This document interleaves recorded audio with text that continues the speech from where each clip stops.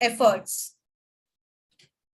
So our moderator for the day is Mr. Aksharat sir, who is our CEO and co-founder at EcoX, where he's driving innovative in the realm of waste management industry. With an unwavering dedication to sustainability and environment stewardship, Sir has consistently demonstrated his commitment through his ongoing endeavors at EcoX, with an impressive track record of 23 years in business development. His expertise encompasses a diverse array of dimensions. Now, I'll give a brief description about the panelists of today's webinar.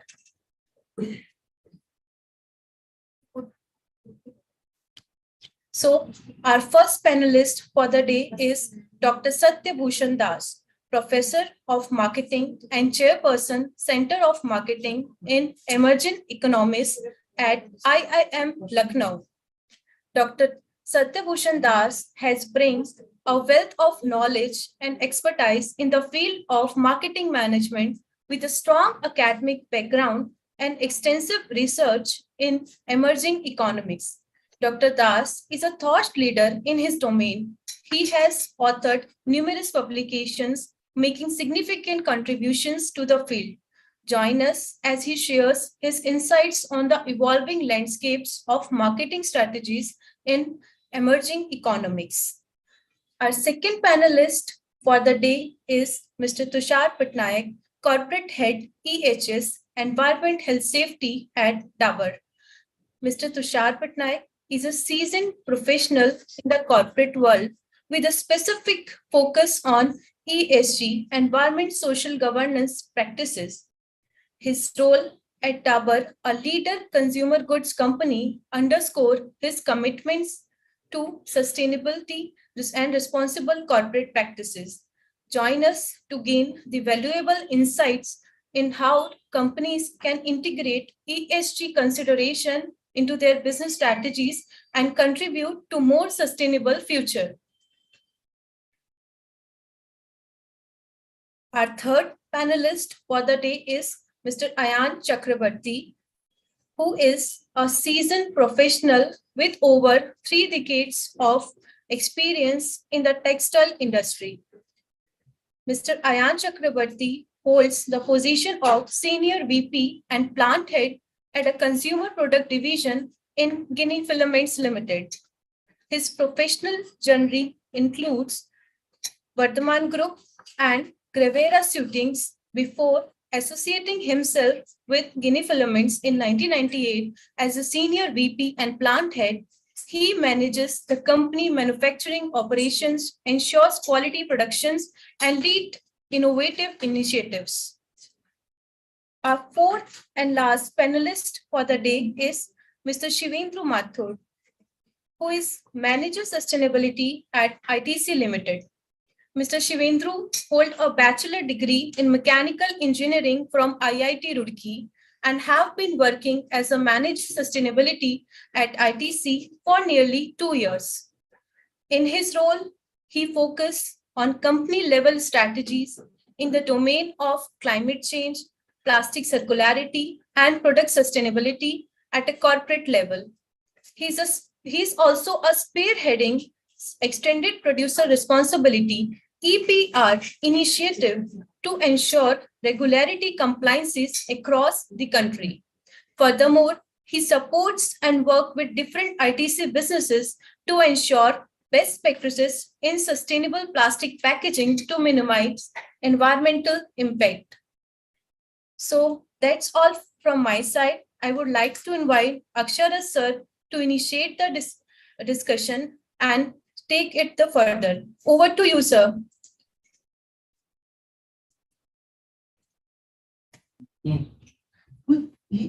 यहाँ से लेकर यहाँ पर किया था यार मेरा screen दिख रहा था नहीं दिख रहा था मतलब स्टक हो गया था मुझे देख रहा है I have muted myself. Okay.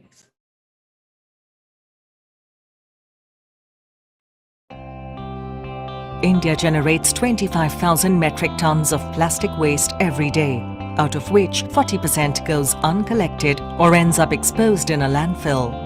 These overflowing landfills interspace the shiny skyscrapers of our cities and are a ticking time bomb waiting to explode. A vast country of 1.3 billion people, where the majority of waste management is overlooked by the informal sector, faces vast challenges to run an efficient and ethical waste management system.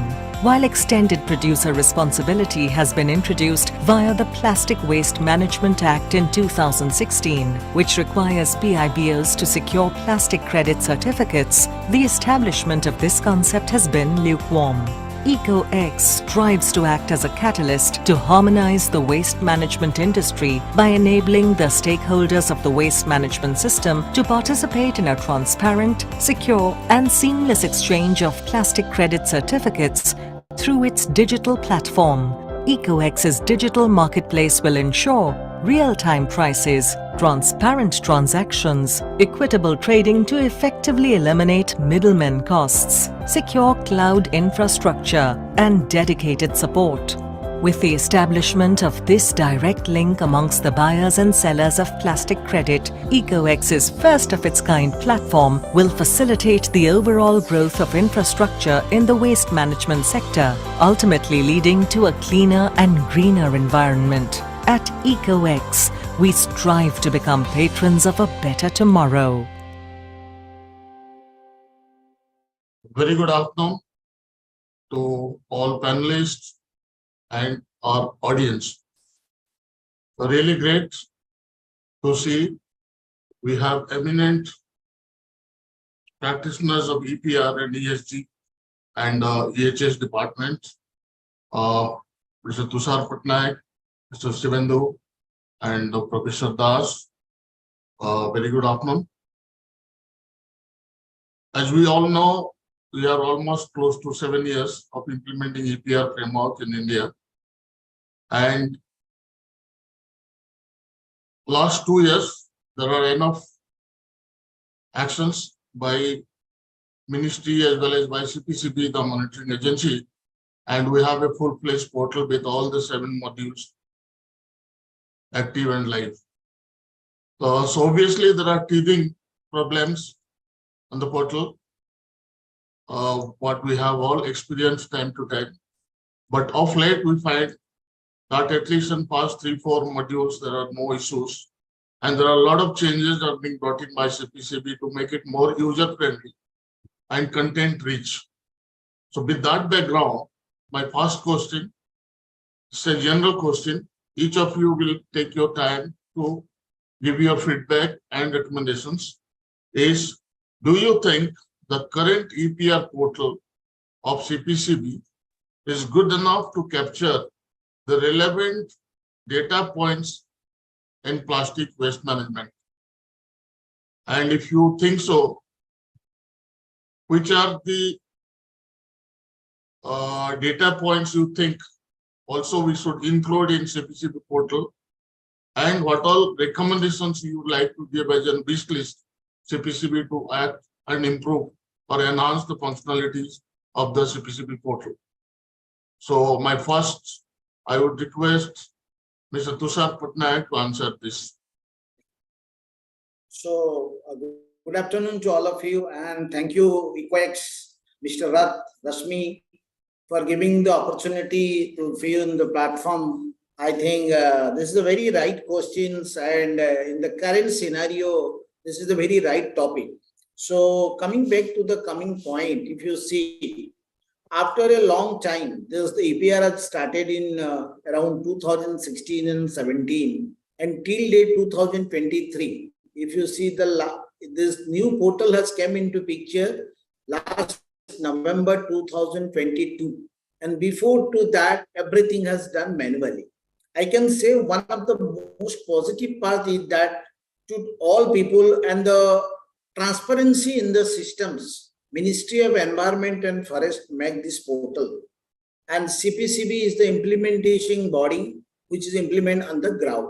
The first thing I can thanks to this ministry for implementing this kind of portal, where they brings all people under one umbrella, whether it is a brand owner, producer, recycler, co-pressure. This first one thing. Second, we know the portal has been started in last year of November until we are at a September. We have seen a month by month the gradual improvements in the portal. I can say there is an improvement, but there are a lot of challenges still in the portal.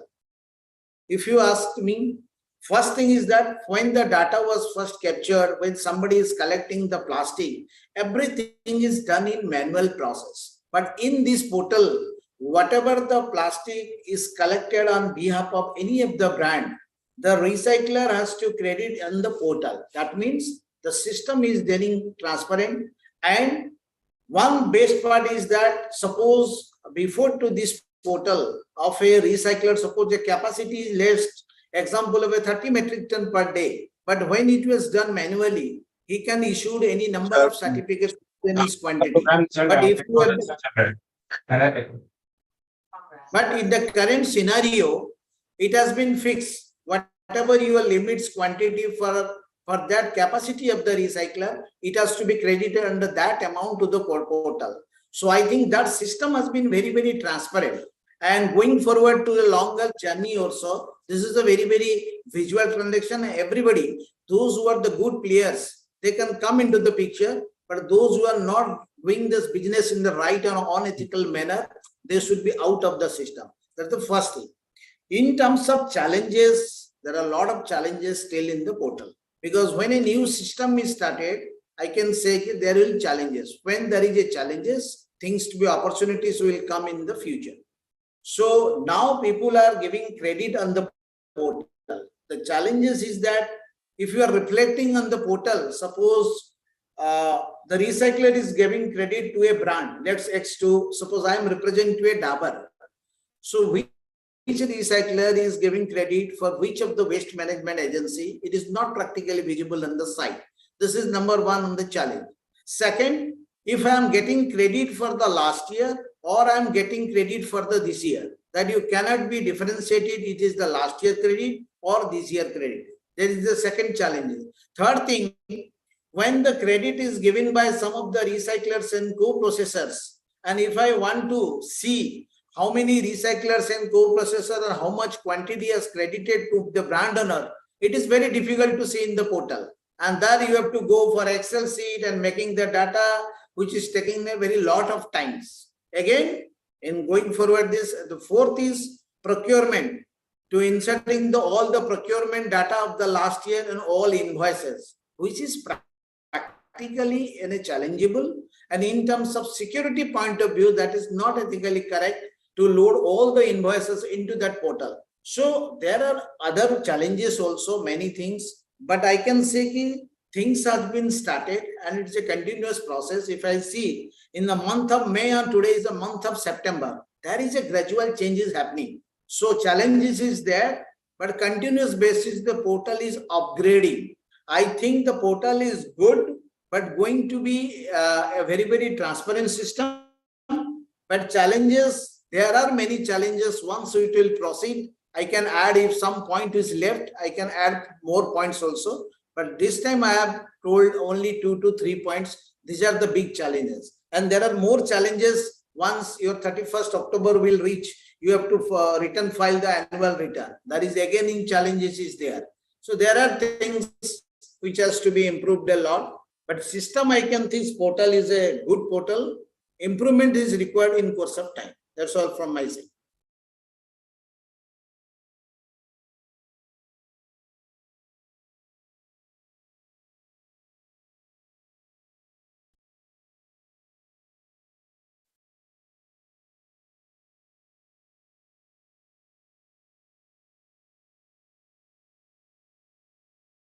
Actually, Mr. Rath, you are on mute.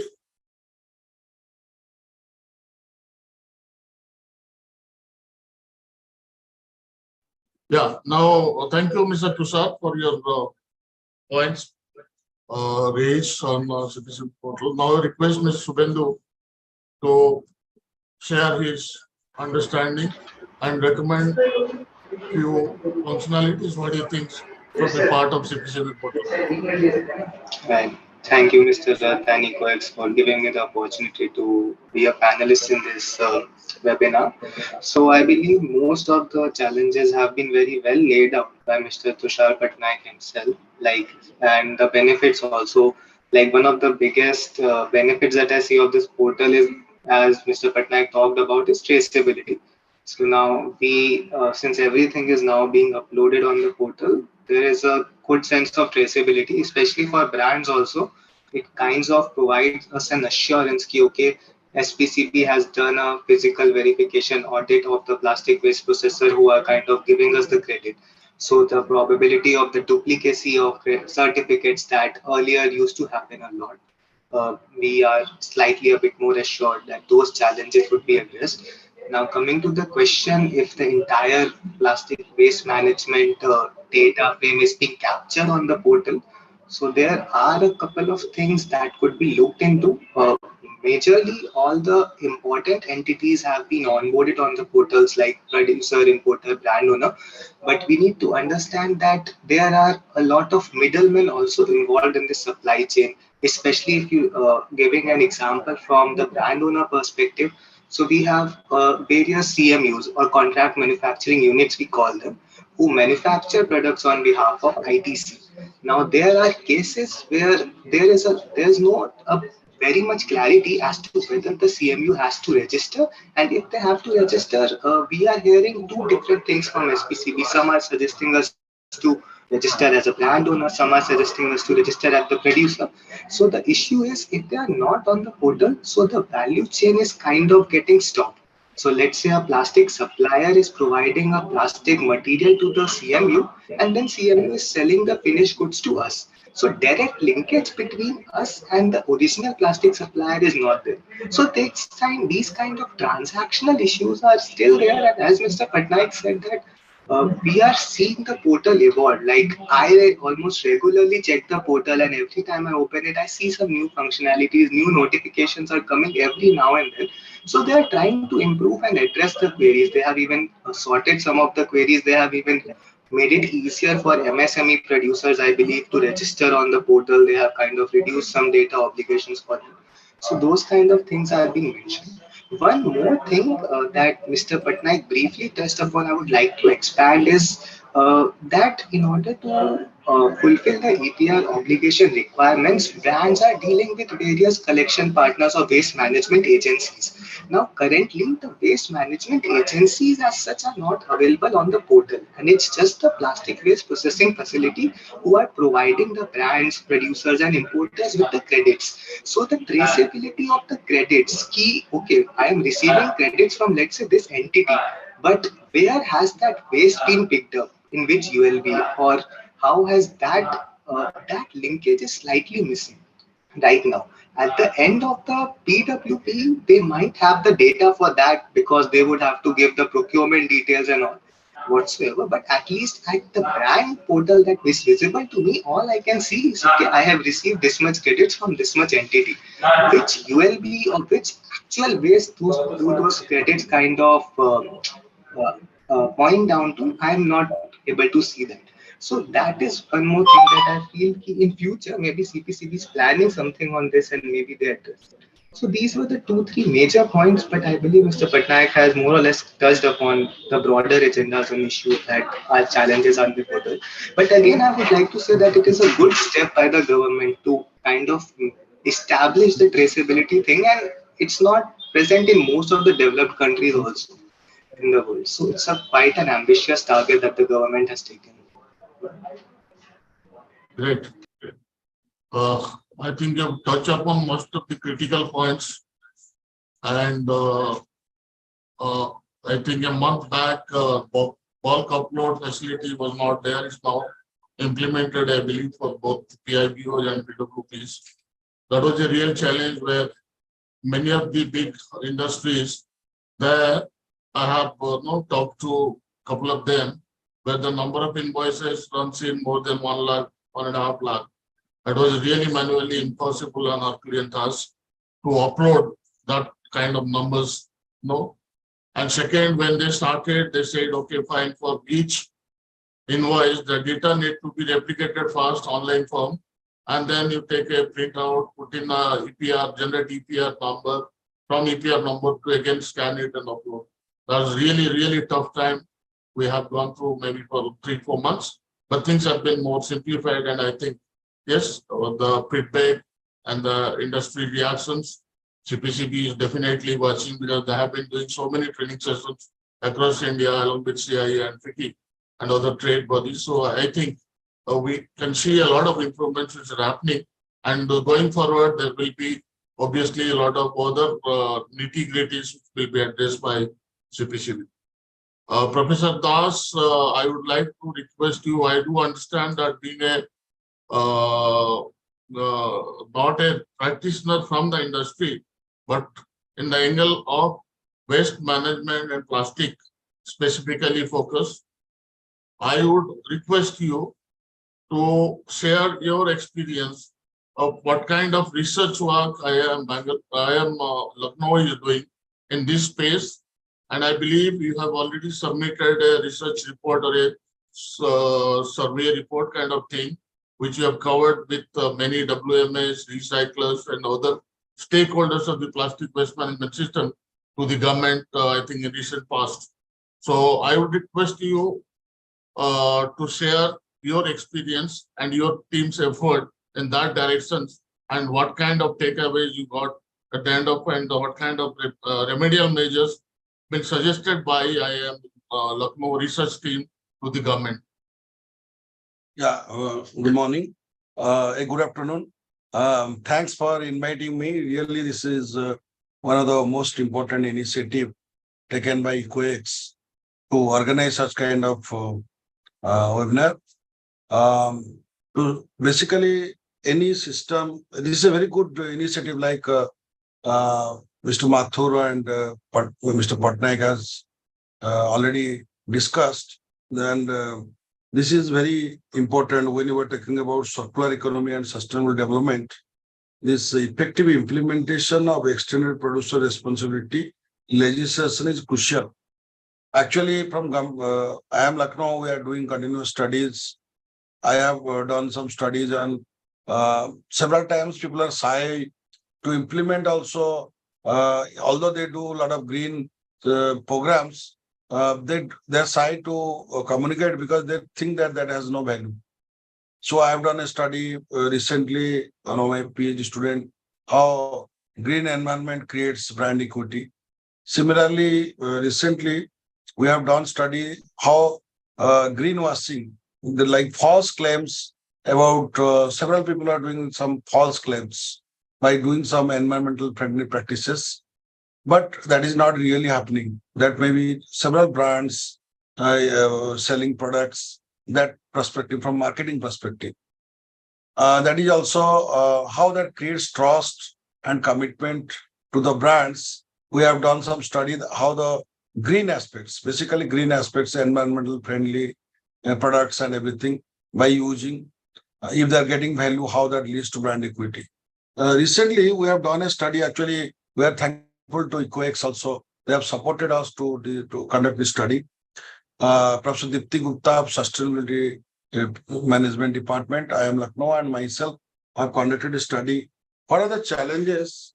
Basically, this EPR policy, whatever has been done. So we have done producer, brand owner, importers, manufacturers, collectors, recyclers, and waste management agency, around 20. First, we have done a qualitative study, and in future, we are going to do a quantitative study, whatever the understanding we have got. This qualitative study, the major challenge we have got, flaws in current policy structure. So there are certain stipulations that has been given for in current EPR policy, highlights by waste management agencies and brand owners is the stipulation of state-wise liability of EPR. It may not be a problem for very big companies, but for many mid-sized companies who are operating across India, EPR liability per state may be very less. So, example of a company called Pioneer, which uses small plastic wrappers for nut and bolts with a total EPR liability of less than 1 ton. how they will meet EPR liability if it is distributed across India. This is a major challenge for small manufacturers. And Signite is selling to Tata Steel, and this is wrapped with some of the products, and it does not carry the name of Signite. It goes at a generic packaging material, but there is no clarity how will he compute or estimate the liability of EPR for Signite. So unorganized industry in India is very significant percentage. So for them, it will be very difficult. Second, the new EPR notification has defined these 4 categories of plastic packaging: rigid, flexible, multi-layered, and biodegradable plastic packaging. In the rigid category, focus has largely been on polyethyl tetra pellet, PET bottles, collection with little attention to other products. The recyclers suggested that EPR regime has not led to an increase in the collection rate of plastic waste, as the policy has introduced the new term WMA to replace PROs. EPR funds are acutely following to WMAs, whereas collectors and recyclers get the same amount of money. So this is basically the policy is silent on the efforts required to increase the collect rate for say PET bottles to 100%. Due to flaw in policy structure, the focus is on EPR compliance through WMA documentation rather than on increasing and collection rate. So prior to EPR regime, there was a 90% collection of these PET bottles. But now after implementation, there is no significant increase. Similarly, lack of recycling infrastructure, that is a most critical problem. New regulation has set very precise quantitative targets, but some challenges must be addressed for fulfilling them. The waste processors, brand owners, and WMAs emphasize the lack of enabling conditions, particularly the availing of recycling infrastructure for flexible plastic packaging category. Only 9 of the organizations own recycling facilities for flexible plastic packaging, compression molding, and creating granules and boards. For packaging farms, the ability of recycling infrastructure is very limited right now. Some have stated there are a handful of companies who are doing it already, but the scale is quite small, probably not even big enough to meet the large brands' requirements 2 years down the line. Now, another important issue is that whenever we want to implement any policy, stakeholder consultation is a very critical thing. But the recyclers asserted that EPR policy was created behind closed doors and they are not consulted. PROs are the key influencers as they are close to government.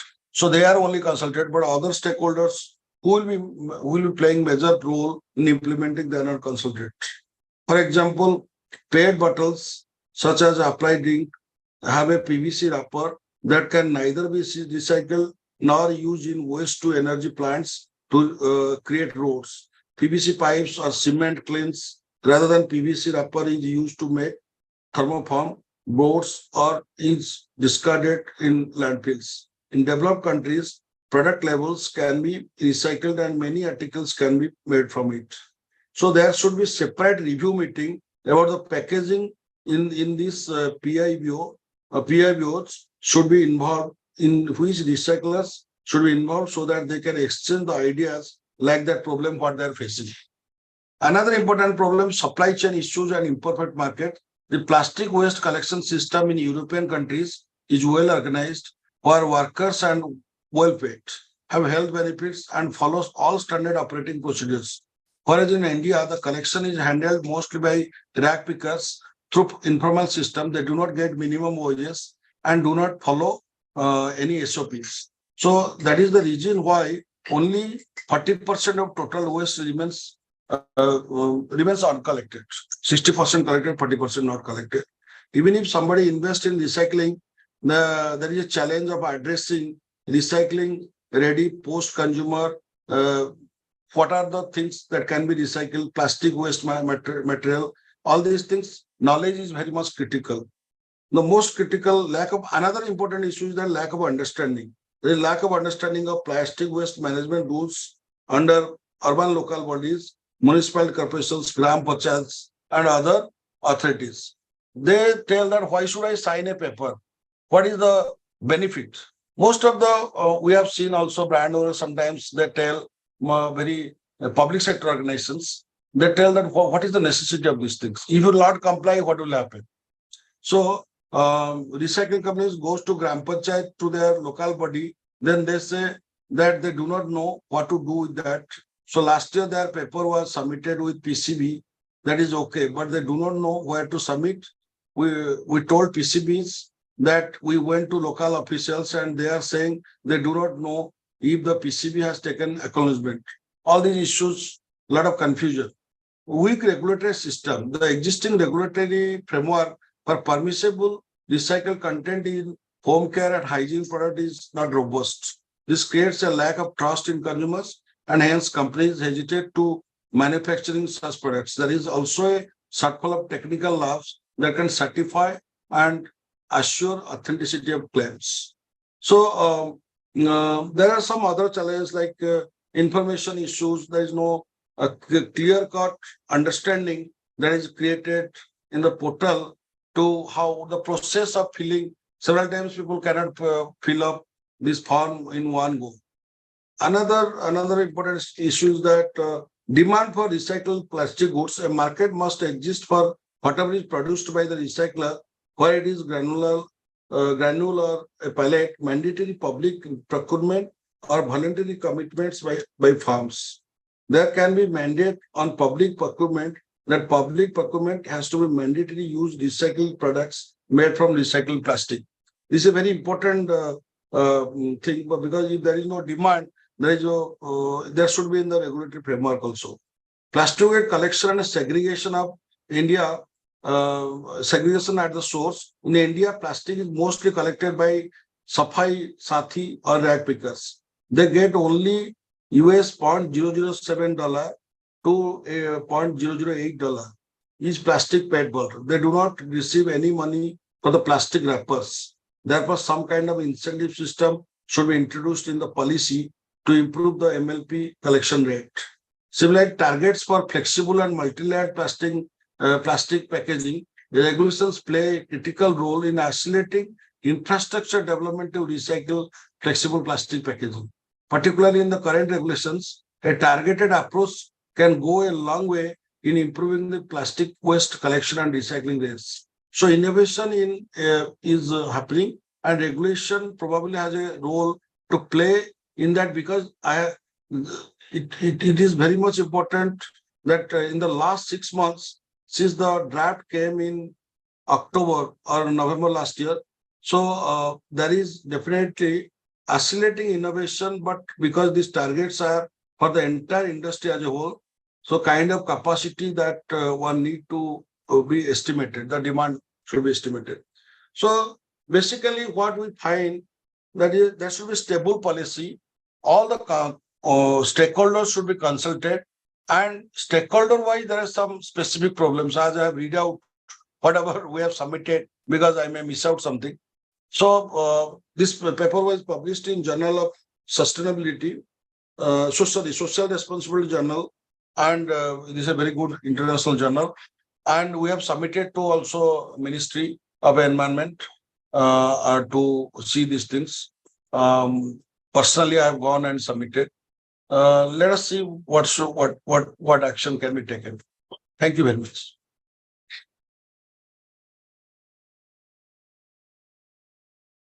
I think this mic is mute.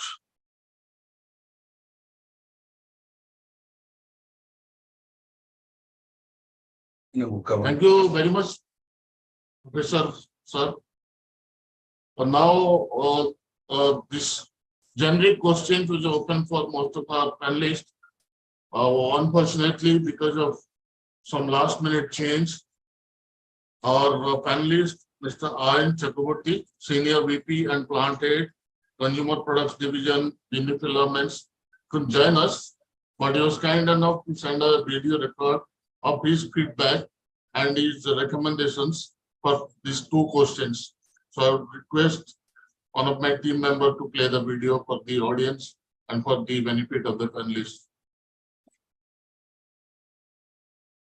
So the question again, I'm repeating, do you think the current EPR portal of CPCB is good enough to capture the relevant data points or not? Any recommendations you would like to suggest for making it a better portal? Yes, if I look into the current portal, as far as data points are concerned, it seems to be okay. But at some point of time, I think some definitions should be improved and can be improved.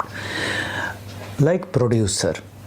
So if I take our example, we have our own brands as well as we are a third-party producer for some of the other brands as well. So where we are falling? Are we falling as a brand owner? Yes, definitely, as we have our own brand. But are we falling as a producer as well, as we are producing for others? So are we falling in both the categories or only in brand owner? So this type of answers are not clear in CPCB. So I think that is the scope for improvement and more clarity is required.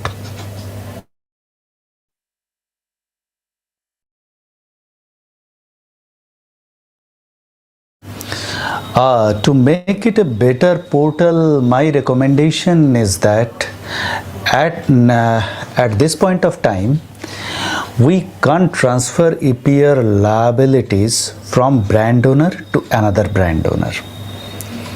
So that can be incorporated, as I have already explained earlier. So in the portal, they can incorporate if a brand owner is also making a third party for other brands, they should transfer the EPR liabilities to those brand owners. Great. Very, very practical and relevant feedback and recommendation by Mr. Ayan Chakrabarty. I believe the transfer of credits by a brand owner is already there, available, but I think that has not been enumerated in most of the training sessions. But I could understand from my team that once you file your return and based on the target, the adjustment happens with the credits available in your wallet and balance surplus, whatever is reflected there, you can transfer it to any other brand. That's what. Alik, are you there in case you want to deliberate on this? You unmute Alik, please.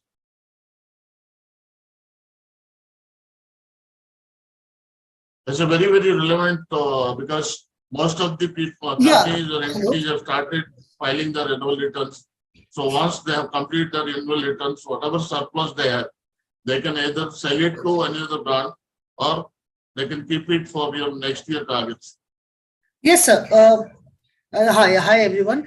Yes, sir. The transfer of EPR credit from brand owner to a brand owner, the credit. If any brand owner has an excess quantity, or he can transfer it, they can transfer it to the other brand owner that is active. But yes, the case what I think the server's concern was like for third-party manufacturers, for the brands, for those companies who are manufacturing products for other brands, they are not able to transfer their liability as a producer, like a producer does.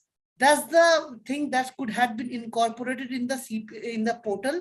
That's the challenge that has been coming, because those third-party manufacturers are not able to register themselves in the portal as a producer. That's the challenge as of now. I think one more observation we had in recent past, while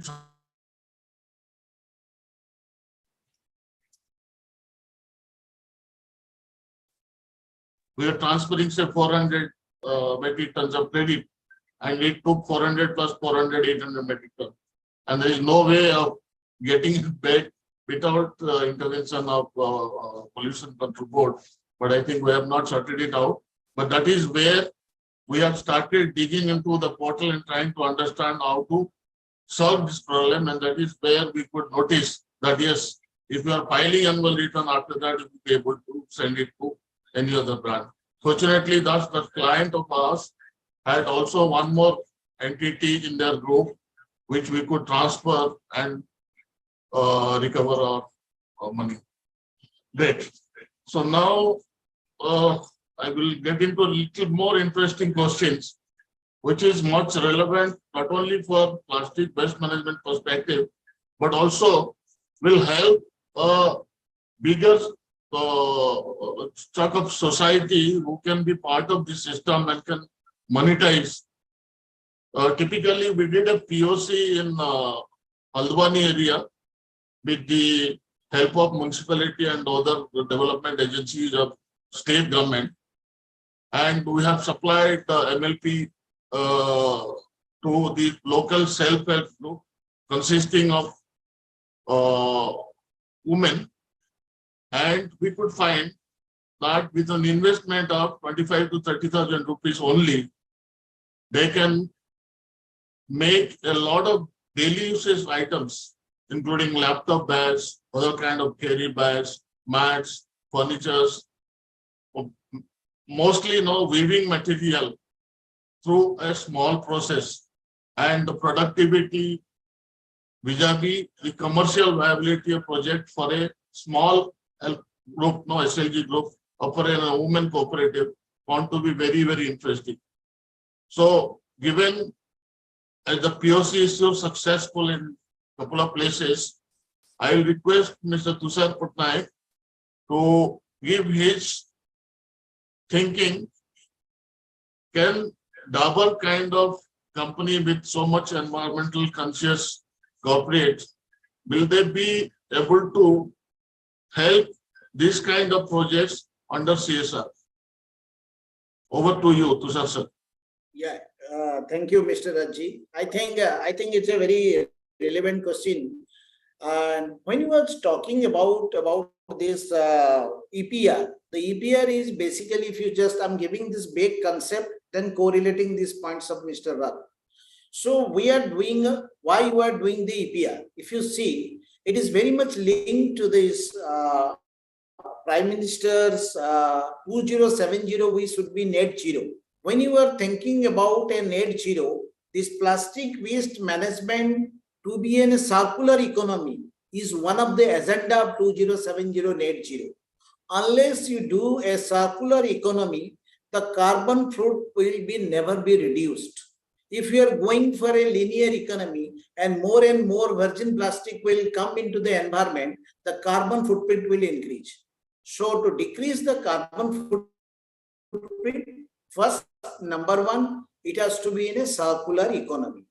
That's why if you see in the portal, it has clearly mentioned for next year 2024 and 25, the recycling percentage have been fixed for all category. For category 1 is 50, category 2 is 30, category 3 is 30, category 4 is 50. That means every year, the recycling percentage with 10% will be added. In the next 10 years, 100% will go for a recycling. When it will go for a recycling, that is called a circular economy. At the present condition, mostly brands are, or mostly people are sending to category 2 and category 3 to the co-processors or waste to energy or a road constructions. That privilege is only for this year. But next year onwards, there is a already target is giving 50, 30, 30 and 50. So second point, I'm coming back to the third. When Dabur is thinking about your sustainability, when you are thinking for a sustainability, you are working for the environment. Environment working means you are do a circular economy, reduction of the carbon footprint. Socially, like Mr. Rath's point, how Dabur can do this, I'm giving an example. Dabur is making a campaign from 2018, My 10 kg campaign, which has been started in Delhi area, where we are covering more than 255 societies, partner with a waste management agency, and collecting wastes from different society and covering in the NCR region.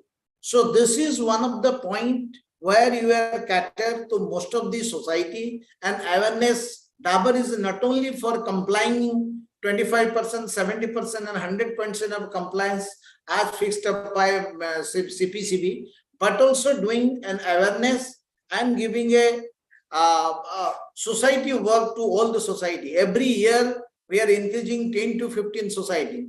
Started in the year of 2018 with the collaboration of North Delhi Municipal Corporation with the 30 society, and today as on date of 2023 we have almost covering 280 societies. So that means the area is going larger and larger by year. So that's why people are collecting this planting. Why this is happening? And the most important thing is that in the going future, and I urge to everybody, whether it is a brands, whether it is a recycler, whether it is anybody, this is called a source of segregation.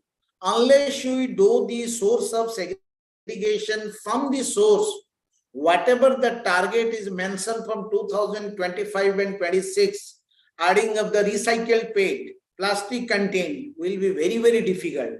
You cannot get a good quality of recycled PET.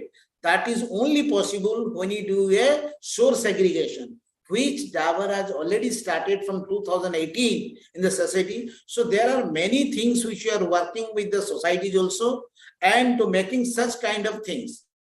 And as a company, as an employee of the company, my vision is not only for the company, I am also giving and advising many of the brands, many of the companies also, many of the partners, investors also, how we can do a circular economy. Like every waste is a wealth. That's why every waste we are generating from your factory for your other premises, that can be made to a very, very good things. Like on category 3. Category 3, you know MLP. MLP from now and next year onwards, it will go for 30% recycling. And today as on date, almost 95% is going to co-processing or waste to energy. How it will be 30% recycling? The factor is that your waste, whatever the MLP is collected from the environment, like an example of a aseptic carton, that is converted into tiles, that is converted into bench, that is converted into table. So this is one of the classic example where you are making the waste to a wealth. Similarly, there are many products where our self-employed women and many people are doing in many years activity. And Dabur also doing such kind of CSR activity in various states. This is the 2-3 examples, and I can give another examples. In Himachal and Uttarakhand area, we have collected the waste cloth, and that is converted into a recycled bed, and which you have converted and distributed to the people for to eliminate the plastics, single use of plastics from that. So that is also kind of initiatives. So many brands are doing such kind of initiatives.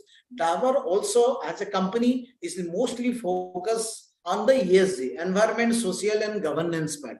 That's why we are not only doing for the compliance, but also working for the society and also helping other brands and the society and other firms to make their country's vision of 2070 net zero. This is one of the classic ideas where people, I can see these challenges which is given, it can be converted into very good opportunities.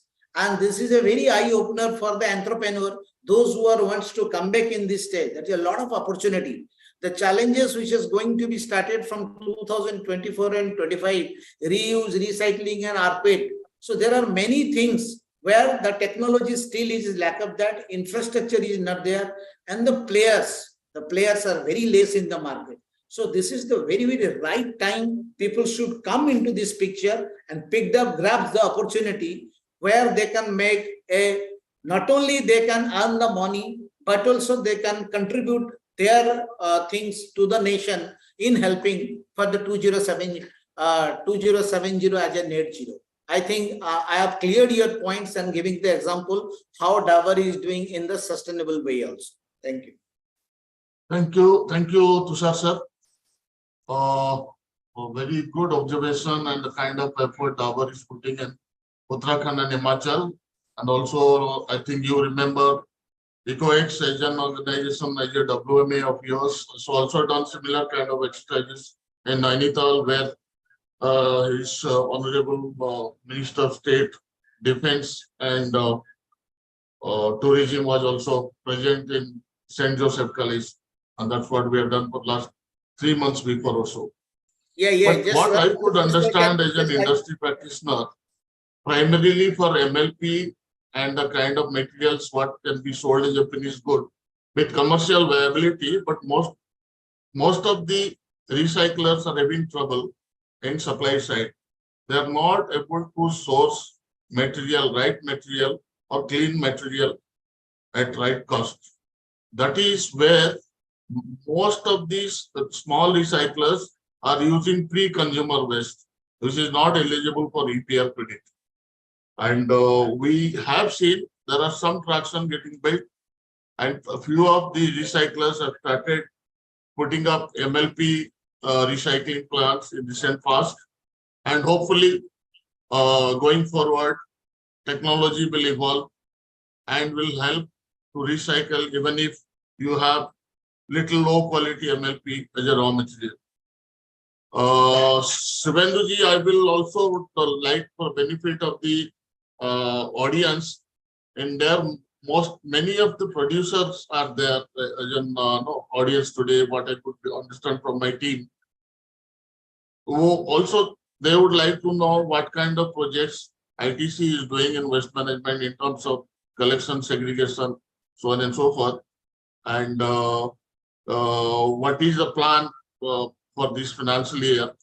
Both one is the CSR activity using MLP and helping SLGs, self-help groups across the country. And second is MLP recycling per se. What do you think about it? Right, Mr. Rat. So, as Mr. Patnaik have mentioned, like Dabur, we also have our own flagship programs wherein we are kind of channelizing this. So we have something known as Wellbeing Out of Waste program, WOW program. So that has been running for more than a decade now for plastic waste collection and channelization. So all the southern states in India, whatever EPR obligation is, we are meeting through our own channelized program. And around 30%, close to 30% of ITC's overall EPR obligation is being met through by WOW itself.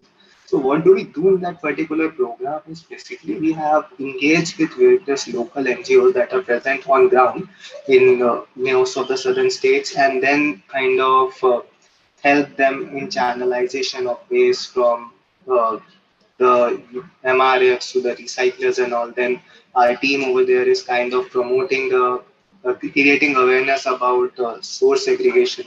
At least first level of source segregation is basically to separate the waste into dry and wet. Because if each of the households start doing that, then only we'll be able to recover a lot from the waste that is being there in the country. So right now, India is severely lacking in terms of source segregation. So our teams are kind of creating awareness on that. So this is one program. Then apart from that, under our CSR program, we have engaged with Swachh, Solid Waste Collection and Handling, Swachh Cooperative in Pune. So in Pune, we have a program specifically for MLP, wherein we kind of channelize MLP waste from. So what the Swachh does is basically Swachh has its own employees who do the collection. So they are on the payroll of Swachh, and Swachh, we are supporting Swachh in this kind of channelization over there. So for MLP, the MLP is collected from the waste collectors, and then in an MRF, we have around 7 to 8 social entrepreneurs, we call them, who do the segregation of waste. Then from there, it is being channelized to recycling facility. So MLP, the rate that we have seen, a segregated waste has a very high value for the recycler also. So that is where the issue is, as Mr. Patnaik highlighted, that one such awareness industries are trying to do.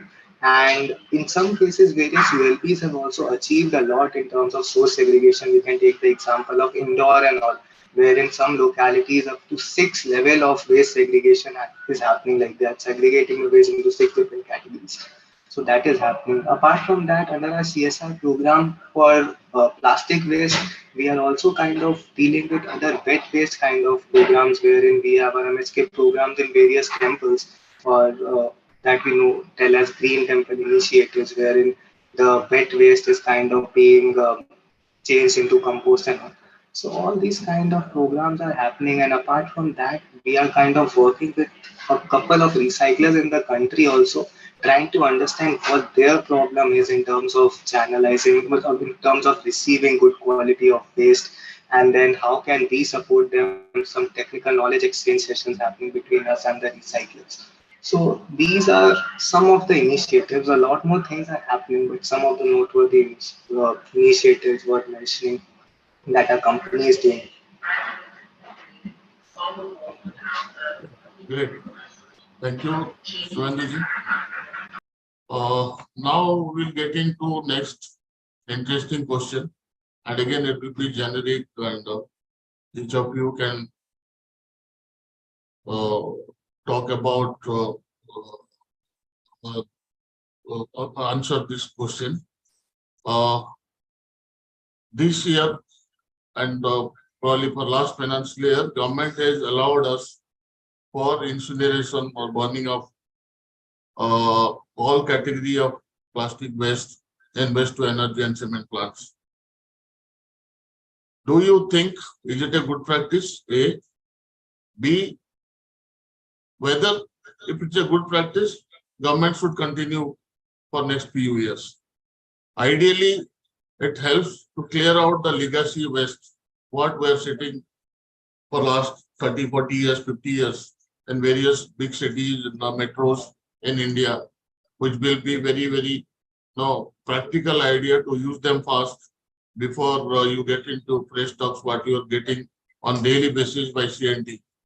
So question is whether it's a good idea to incinerate or say downcycle plastic waste through incineration process for all the categories, and B, whether we should recommend it to government or we don't agree with it. First, I will ask Professor Saab in case you want to give your opinion on this.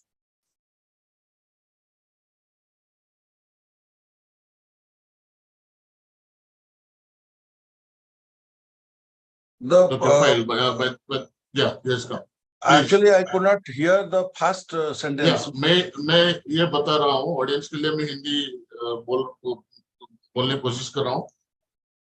Category 1, 2, 3 जिसके for 2 years government allow किया है incineration in cement plant और इनसे waste to energy plants और waste to oil plants. Plastic waste incineration all category के लिए होना चाहिए, अलाउ होना चाहिए, अगर चाहिए तो क्यों, अगर नहीं चाहिए तो क्यों?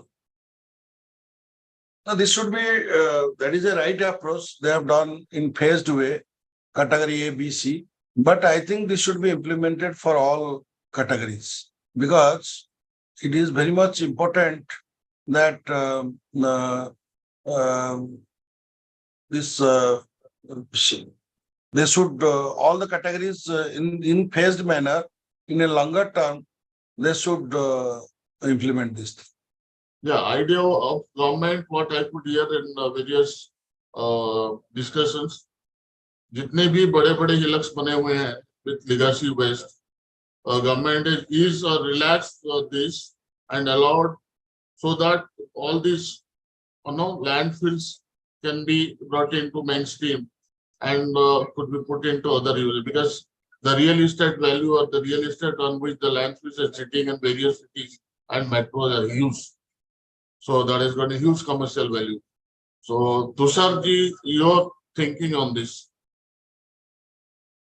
I think, yes, coming back to your question. So again, I will narrate these points in two parts.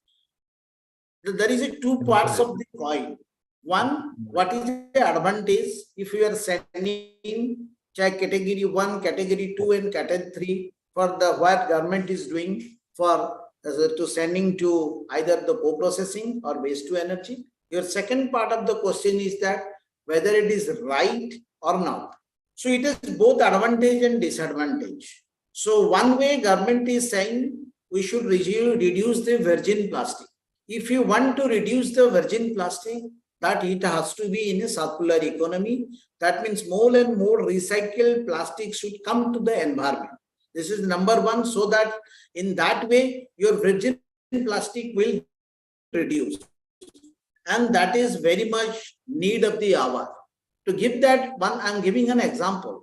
Today, what is the plastics consumed in India? By 2040, it will just 2.5 times the consumption will be increased. If we will not do in the circular economy, the plastic amount, virgin plastic amount will be increased in the environment, and whatever the targets we have taken to 2070 net zero will be never be achieved. Number one. Second thing, the second thing is that why government is write up send किया था कल के event के लिए.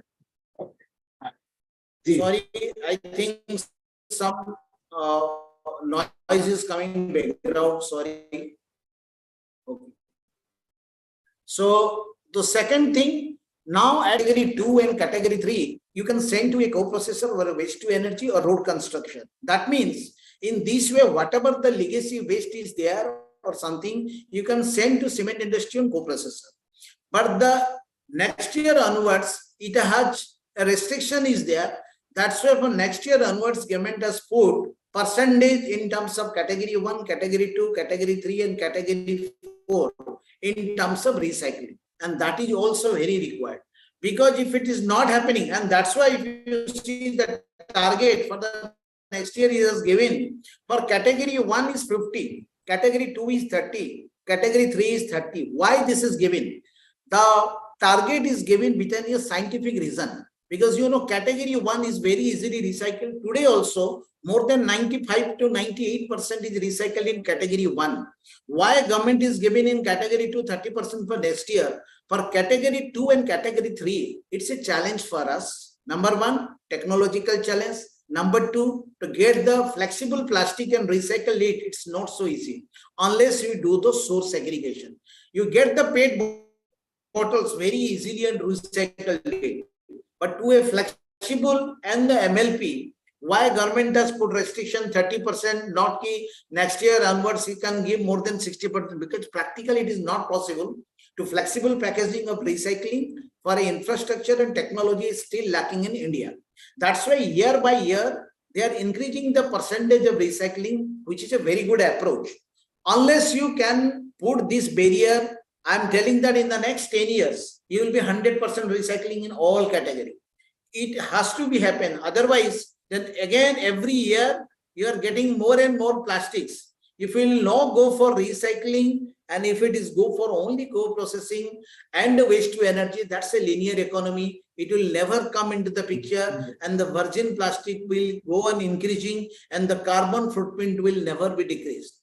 And you see why government is the logic, the major scientific reason behind is that why it has given to a recycling. Because the plastic, to decompose a plastic, it will take 400 to 500 years. That means the plastic which has the generation has been started till it is in the landfill. It has not decomposed. And today, whatever the plastic we are using it will get decomposed after 5 years. So before going to landfill or the co-processing, it has to be the life of the plastic should be increased. That's why good part to make it a recycling percentage. Otherwise, one day we'll see that there will be more plastic, just like everybody is saying, and after some days there will be more plastic than a fish. That is the same thing. And if you want to achieve, I am emphatically every time I am telling to achieve this 2070 net zero target, it's not a joke. It is very, very difficult. That means you have to be reduced carbon footprint zero. And this is one of the method. There are other methods which you have to be involved. For that reason, legacy waste, government is sending the co-processor on this, but the recycling is a mandatory. And I hope the way India is progressing, the country is progressing, and this is very, very, every world is watching India. The target, and remember to all the people, the target which is taken by India, none of the country in the world has taken this target. The recycling percentage the reuse target, the recycle content target. It is, I think, what India is showing, everybody is followed in the world. And that's why we can say India is leading in terms of green energy and green environment. I think I have answered your questions in the both the side, in the advantage side and disadvantage side. Thank you. Thank you, Tushar sir. Now, for the benefit of our audience, let's play the video feedback given by Mr. Ayan Chakrabarty. End of life process, yes, can be incorporated, but I am not the expert in that region, so not much comment from my side on that region. But of course, if LCA and some carbon credits or maybe some other scientific things are incorporated into the portal to reduce the EPR liabilities, I think that can be done better for everybody and more sustainable. So that's my suggestion. Thank you, Mr. Ayan. Subhenduji, a quick reply from you, then probably we're now another 10-15 minutes. We can open question answer session and answer. There are few questions I could see in the side dashboard. Over to you, Subhenduji. Right, Mr. So I believe Mr. Patnaik covered more or less. So in order to establish a circular economy framework, in a phase-wise manner, the government is trying to increase the recycling percentage as such, so that more waste is being channelized to the recycler as compared to the co-processing cement plants or waste-to-energy plants. So there are a couple of things that I want to say over here. First thing is, especially for category 4, if we talk about that's compostable plastic. So there, to my knowledge, last I checked, like a couple of months back, I don't think a lot of industrial composting facilities are there in India. I believe at some point it were none, like 4 or 5 months back. I'm not sure if on the portal anyone has registered so far. So meeting the recycling percentage target for a company that's actually making compostable plastic will be very challenging if there is no registered industrial composting facility. That is the one thing. So apart from the targets, if government would, government is already doing that, but maybe incentivize more towards setting up these kind of infrastructure also, so that the targets are there and there is adequate infrastructure to achieve those targets. So I don't see that as a challenge in category 1, because category 1 was already being recycled even before EPR targets kind of came into the picture. Hardly any PET bottle was being sent to cement plants. They were already getting recycled. Category 2 and 3, we are seeing a gradual shift. At our own collection programs also, we are seeing that, okay, now a large, not a large, but if you compare it with the previous years, the graph is going up as to the amount of waste that is going to the recycling facilities, that is going up. Category 4 might be a challenge. And one more thing is, we need to discuss about the sustainability of waste to energy plants who are kind of functional on this aspect, because the legacy waste that we talk about, they are not very good quality of waste that is there, because even after segregation. So I have had some discussions, so I've heard that it's not very good for waste to energy plants. So maybe their sustainability is also something that could be looked upon by the government, so that that infrastructure doesn't fail, so that they completely stand over there. Apart from that, I believe the phase-wise approach that the government has adopted is okay, and it seems fine. Only the time will tell how successfully we are able to achieve those targets at a country level. That is a thing that probably time will tell. Great. Thanks, Subhendu. Last quick question. May not be much relevant in this platform, but still then we have your feedback. In past 2-3 months, few of the reverse auctions conducted by very big giants in the industry, from FMCG to dairy to other companies, we could see the EPR rate for category 1, 2, 3 uniformly gone beyond our thinking, and the pricing is something like what people have quoted, 50 paisa to 60 paisa, 70 paisa kind of So do you think that kind of pricing is a good indication, or does it give any input to you in terms of at that price, how viable and how practically is it possible to do EPR, which includes collection, recycling, or incineration? We can have a quickly one minute each before we go to a poll. Both Tushar sir, you can fit. Yeah. Yes, it's a very right question and a very this is anyhow you are putting this question. Some people are doing the recycling in 50 paise or 80 paise or something like that. Why this is happening? If you see, I know once the system will be more mature and the audit point of view where CPCB will do the audit, the things will be comes into more in picture. If you see exactly, if you do the recycle now, what update after this portal, what exactly is happening? People are giving credits. Every alternate Tom and Harry is giving credits, and they are calling to every people that yes, we have a credit. We can give you an 80 paisa, we will give you a 90 paisa. When the major things is that you have to understand the portal is saying only credit. But while doing the audits, CPCB, I don't know whether they will do that. They have to check the traceability of the scrap, because the portal is nothing saying you are asking about the credit. Only the recycler is credit, and it is not mentioned anywhere from where it is been collected. Actually, if you're a company, if you're asking us, Dabur, what you are doing, apart from this credit, why you are giving more money to the waste management agency? Like an example, I'm coming back to that point. Like one of our trusted partner is like EcoX, who is working with us for the last 2 years and engaged in various activity in terms of recycling, not only, but also various awareness programs also. And whatever the collection, suppose we are giving to the collection of some waste management agency, let's say we given to 5 states. Wherever we have collected the material, starting from collection centers, through the transportation to the trucks of the e-bill and sending to the recycler and co-process, each and every transaction we have been audited by a third party. And that things which is been collected and credited by the recycler is into the portal. So from a traceability point of view, starting from collection to the recycler or the co-processor, we have a systematic, every documented is there. That means collection from the particular state and recycling is given. That which is visibly and complied, and many of the states which have challenged how we have collected from their state, those who are only taking the direct credits from these people in the market, they will not be able to show the where exactly it is collected, where as an ethical company, as a morely focused on the environment, we have starting from collection to the recycling, we have all traceability.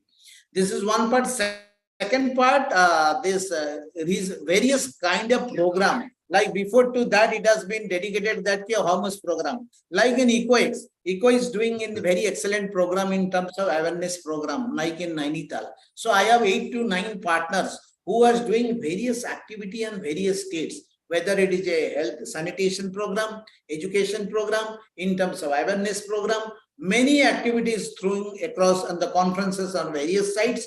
So we are not only collecting and doing for the compliance, but also with the help of these waste management agencies partner, we are conducting various programs which will create awareness and mobilize the people, and more people. Suppose the rag pickers, those who are working on the field, whether they are getting proper health facility or not, in terms of they are collecting the material with getting the proper safety gadgets, if not. This is also our part of our auditing system. The entire thing is audited by our one of the reputed agencies called BDO. So that means we mostly focus on all aspects. So how we can see that the livelihood of the rag pickers will be increased. So these all things comes into picture. That's why I'm giving a very, very broad picture of what exactly we are doing. That's my point. Yeah. So adding to that, what Mr. Rath was asking, the price is actually very low. We have got that also in our study report. This managing all these issues, what the EcoX doing, recycling, and also this requires a lot of effort And as Mr. Tushar is telling, everything should be recorded, properly recorded, so then somebody can understand what kind of effort is taken into making that possible. Another important point is that even if this portal is already on from 2016, if you look at the registered people are very less, brand owners. So there is a efficient this ecosystem should be created, waste management systems in all brands, and brand owners should create so that they can properly understand what is the process going on. And also academic institutions like us, we should and other industry organizations also do programs for upskilling. This those who are managing this waste management system, sometimes they do not understand how important this is and how much effort is put on the direction. So this is upskilling. These people can efficiently they make that more efficient, and more brand owners can register into portal, or else it will be in paper only. Real sense it will not be implemented. Like Dabur. Dabur is a very ethical company. We know everybody, and this ITC is a very ethical company. These are very well-known brands. So they will do all the practices because they understand this is the most critical thing. But small brand owners still do not understand, and they don't understand also okay, what is the importance and how much effort is required. They just think still now. I have interacted with some small brand owners. They think this is just paper and pen and paper. We are managing this thing. Not more effort is required for all these things, and these people are not doing any work like this plastic recycling. All these companies. So that's why this kind of perception that it is a less price and something like that. But it's a very critical work, and upskilling is more required, I think. Yeah, thank you, Professor. Before I get a feedback from Suvenduji, let me put in my understanding on this. While digging down the sources of such certificates, we could find it comes only from 3 sources. And for reasons unknown to me, Local Pollution Control Board has given approval on 100% plastic content from legacy waste. I have been doing with one waste to energy company where the maximum plastic content is taken as per lab report is not more than 16%. But there are agencies, waste energy agencies, where they got 100% conversion rate. That is where it's impacting the prices. Hopefully, government is listening this, and there are a lot of presentations that have gone to CPCB as well to MOEF, and definitely there will be corrective actions soon. Suvenduji, over to you. No, sir, you are correct about that fact. The rates have gone down significantly, and even we were a bit confused, like how is it happening? Because we have, as I told you, we have our own collection program. 30% is being channelized over there. So we have an idea about industry, what is sustainable, and below it, if it's happening, then something is an issue. Matlab, some screw is somewhere it's loose. So we do have done our research and tried to understand, and you are right. One reason could be legacy waste. I believe some of these. One of the reason is also they have like somebody pointed out, ki every new recycler is kind of giving the credits. So it's something like it's an additional income. It has become an additional income for the recyclers. So instead of serving the purpose where that was the credits value should be kind of setting up the waste management infrastructure in the country, it has not happening, and it is like extra 1 rupee or 0.8 paisa, whatever they are charging. These are adding to the incomes of the recycler. So maybe the on-ground impact is busy. But to answer it honestly, even I'm not very sure why the rates have gone down so low. Maybe in the coming years, when this system stabilizes, then only we'll be able to get the exact picture. Like once the audits and all are being done, and once we are able to identify, okay, these recyclers were not kind of following the right practices and all. Maybe that time we'll be able to get the clear picture, okay, what should be the ideal rates. But right now, yeah, I agree with you. The rates are still quite low, at least for the rates this financial year that they have. Thank you. Thank you, Shivendu.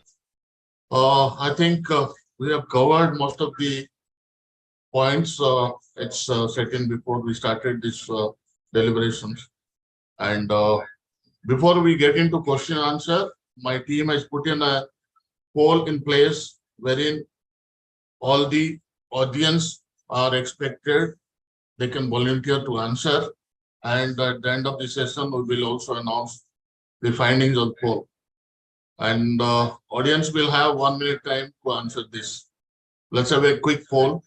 And can I see the question on the screen? Audience, ready?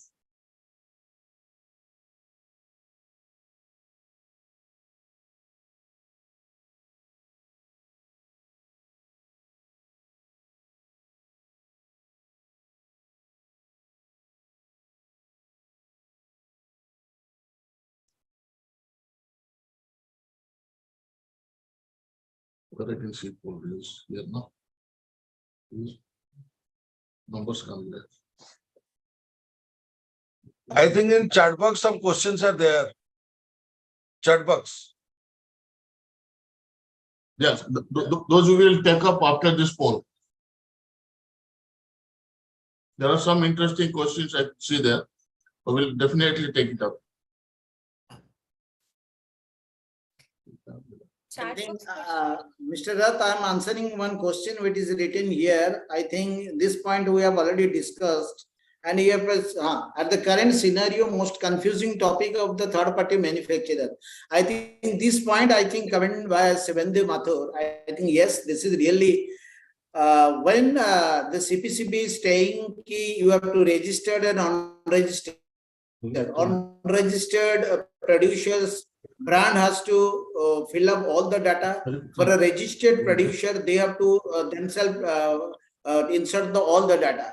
But this is one. But when he is coming to the third party picture is not very clear. And I think Shivendu has cleared everything. The third party is neither treated as a brand owner or nor a producer. And exactly that is correct. Because when the third party is making for our products, they are giving invoices in terms of FG. Because they are not the plastic producer. They are making FG per us. So that's why they are neither a producer, not a brand owner. And this point, number of times we have already written to CPCB and Ministry of Environment in Paris. This time it is not clear how to capture the third-party manufacturing. This is a really challenge for everybody. Hope maybe after some time it will be clear, but till date we are trying to these things, but it is not captured there. Great, nice. Thanks, Tushar sir. So on the screen, we can see the result of our past poll, wherein almost 22 participants say, I think they understand the meaning of these words. And good participation, audience. Let's have a quick poll for another set of questions. And please try and see if you can answer within 1.5 minutes. Meanwhile, Rasmi, can you read out a couple of questions? Just select in consultation with Ali and dig out few relevant questions, and then we can you can ask directly to our panelists. Yeah, sir. So in Q&A section, we have got some questions. So the first question which we are thinking to proceed with is, so it is from Ashish Mondal. So he's asking, can we upload both financial year 2020 and 21 and 21-22 register BO data on portal after 5 number point? So, hi, thank you. So, Alex sir will answer it today. Hi. So, while registering on the portal for registration of the brand owner at part number 5, if one is registering at right now, means for financial year 23-24. Alip, can you speak in Hindi, please? Okay. So basically, अगर 23-24 में कोई registration कर रहा है, in that case, one has to upload the data of financial year 21-22 and 22-23. 20-21 data is not required as of now in the portal while registration of the brand owner. Panelists are free to add or give their feedback anytime they want. So Yeah, next question. Yeah. Okay, you have So 71% say yes, is from Nimrit. 29% say no. This reminds me very interesting of the record. I met one of the CMD of the PSU in Delhi. And जब मैं EPR का discussion start किया, इसलिए यार हमारे इतना तो waste होता नहीं, 2-4 टन वेस्ट सारा साल में होता है, क्या EPR करेंगे? As an MD, CMD is not aware EPR किसके लिए हो रहा है. So common perception at the very senior level is जो वेस्ट जनरेट होता है प्लांट में वो मेरा responsibility and liability EPR के लिए, and not the packaging. The entire impression is totally down. So I met a couple of people like this. Anyway, we can go to the third poll.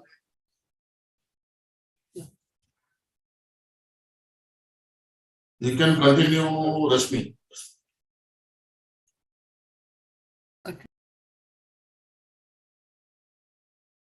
This process of EPR portal is preferred by you. So the third question is for Nirmala Karbola. He's asking, we are the tube manufacturer. Some of our brand owners are MSME and they have initiated. They are not required to register for EPR. How to transfer this EPR liability? So if you see, it's a very good question, from Nirmala. The exemption of for the MSME category is for only for produce for the brand owners. That's why they have initiated intimated to you that they are not required to transfer on the they are not required to register on the portal. Alip, your voice is required.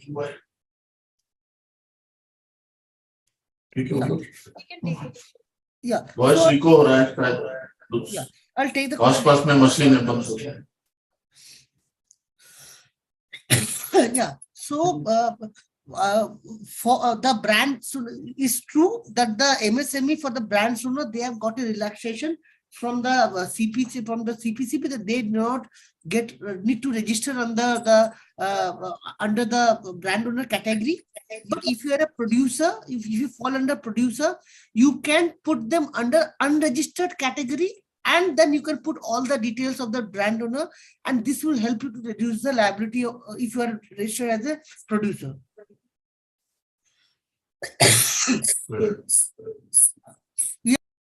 All the details of the unregistered category.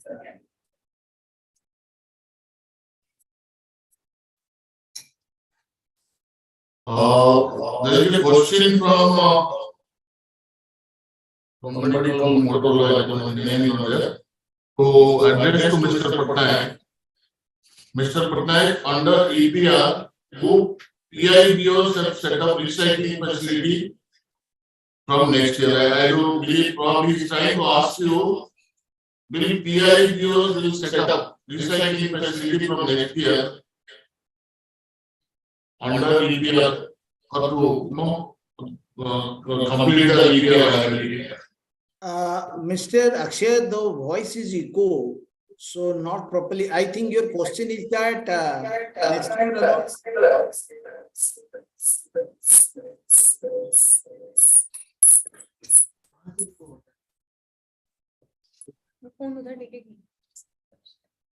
Do PIBOs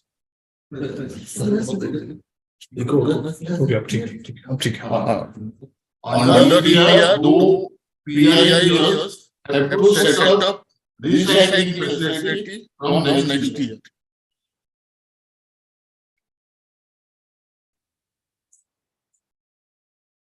Yeah, Alik or Jyoti, somebody is there. Can you clarify this question? Because the voice is equal. Is not getting proper clear. I'm not getting the clear voice.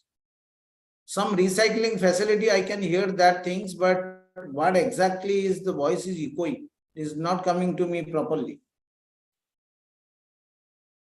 Am I audible now, sir? Sir, audible, but the last 2 times the voice is not proper clear. That's not able to understand the clear sentence. I'm only hearing that's only some kind of a recycling facility, but exactly what you are asking, it is not clear. No, I think मुझे जो समझ में आ रहा है ये पूछना चाहते हैं कि recycling facility PIB जो लगाएंगे to fulfill their EPR. Saying whether PIB will be putting captive recycling units to meet EPR targets. Okay, so I'm answering this question now. I can understand ki Mr. Rath is asking whether the brands will making this recycling facility or not. If you are asking me this current scenario which is happening in terms of EPR in going forward, I don't think, this is my view, I don't think we'll go and invest in a recycling facility as a brand owner.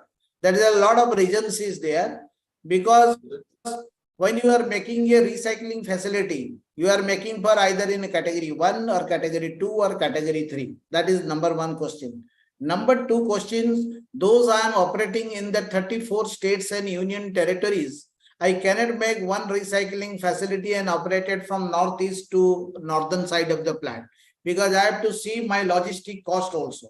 So that's why I have recyclers on the different areas. So transportation cost to be minimized. So for making one MRF facility nearby area will not solve my entire purpose. And going forward, the recycling percentage is increasing. Whatever the capacity you make the MRF facility at present conditions, whether it will cater for the next 5 to 10 years, that is again a new questions.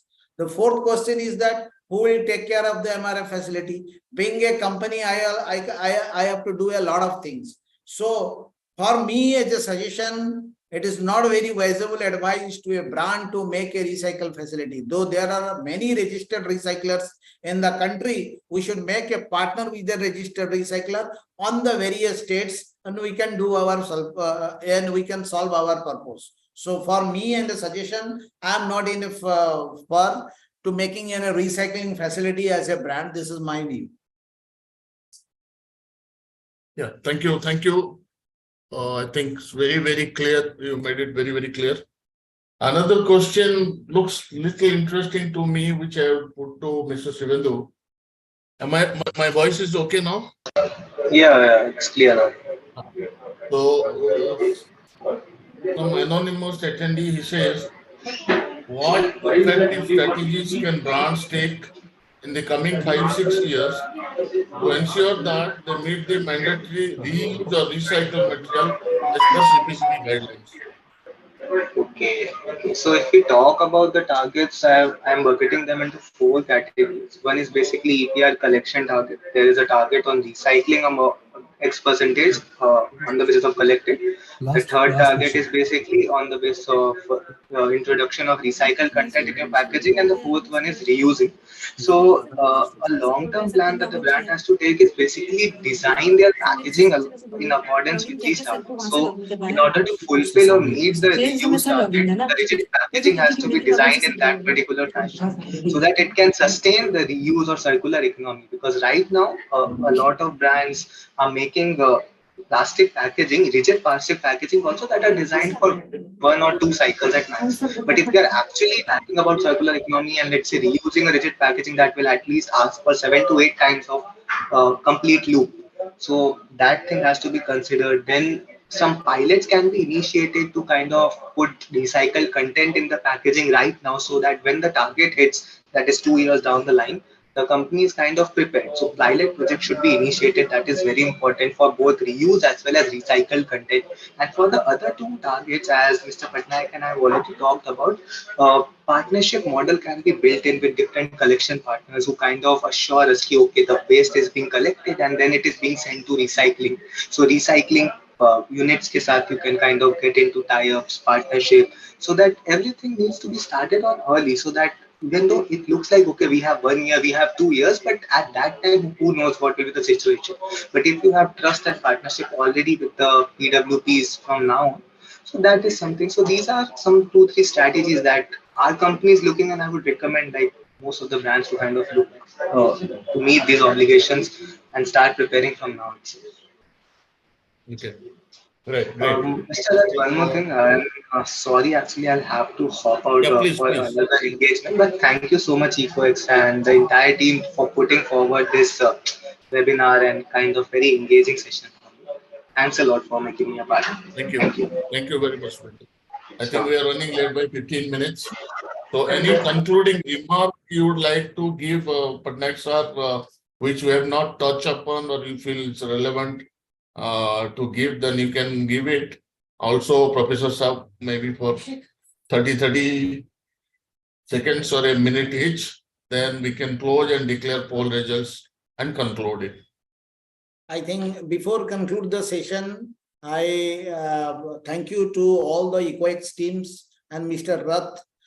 The efforts they have made in the last 2-3 years in terms of recycling, in terms of collection, and in terms of adding partners and recyclers and co-processor under their one umbrella, which is called their portal. That is commendable job. I think the way they are progressing in terms of whether EPR or ESG, I think ECO is one of the emerging player in terms of EPR or in terms of ESG sustainability front. I can say the way they are analyzing their footprints from 2 states, 3 states to many of the states, that is also commendable job. I think going forward in the near future, I think the partnership, whether it's a WMA or the recycler or it's a brand, this is one of the classic example. We have to make more and more partners, because the coming way, there is a lot of challenges. Where there is a lot of challenges, there is a lot of opportunity is there. So people can earn money and you can make and give employment to many people in terms of entrepreneurship. So that is my point. Hope this kind of a collaborative approach, those way you are doing in a conference or like this kind of things will give an advantage in the coming future. Thank you to end the Thank you very much, Tushar sir. I don't know, आज आप mail check किए नहीं किए. EcoX has completed 100% of last year target online full transfer. Yes, so we have completed 100%. थोड़ा सा कम था, वो आज सुबह हो गया है. That's I'm giving credits ki last year you have given all credits of category 1, category 2, category 3. That's why I'm saying is EcoX was an emerging player in the markets. Yeah, congratulations for this achievement. This is a very good, very remarkable achievement. Actually, this kind of awareness programs are very much important. What EcoX doing with brand owners, similarly with the other stakeholders. So most of the time, the stakeholders are uncertain and they are not understanding the policies properly. So there is a lot of information barriers are also there. So this kind of awareness programs across multiple stakeholders will overcome that issue, and people will come forward for implementing the EPR guidelines properly. Okay. Thank you very much, Professor sir. And now I think with this concluding remark, we close today's webinar. And there are a few more questions which were not, we couldn't because of time answer here. They will get emails, and from my team will give an elaborate answer, and they can always be in touch with the support at ecox.market for any kind of such queries. We are always open to help them out. Thank you very much to all the audience. Thank you very much to all the panelists.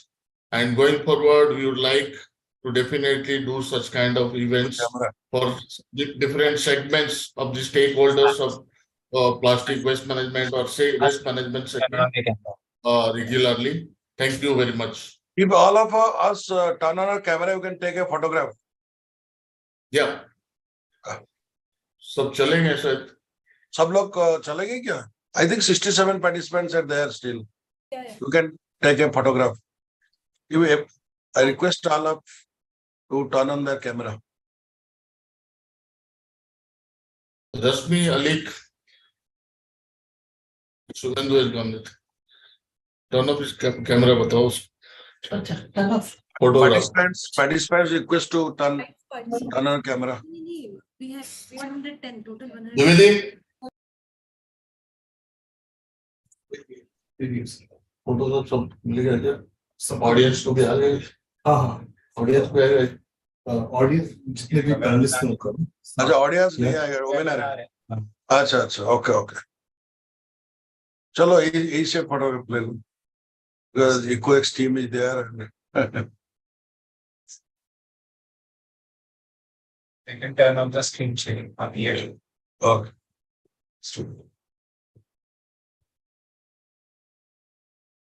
Okay. Right, sir. Thank you. See you again. Thank you. Thank you, Tusharji. Thank you very much. Yeah. Thank you, everyone. I would like to extend my heartfelt gratitude to all the key panelists, including our CEO Akshara sir, for gracing us with their valuable insights today. Your presence has truly enriched this webinar, making it as an enlightened and resounding success. Let us all aspire to create a safe and waste-free ecosystem through sustainable waste solution. I'm sure our delegates and participants will agree that this expert panel has really demystified the complexity of EPR implementation given us on the ground takeaways to not to comply, but also minimize the compliance cost for all the PIBOs. Looking forward to our next webinar to assist you on how to get the compliance done at a low cost. In case of any query, do let us connect through our mail ID and contact details mentioned on the screen.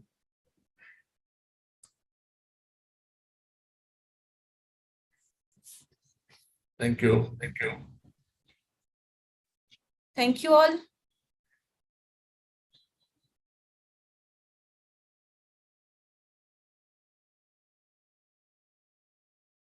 I think now we can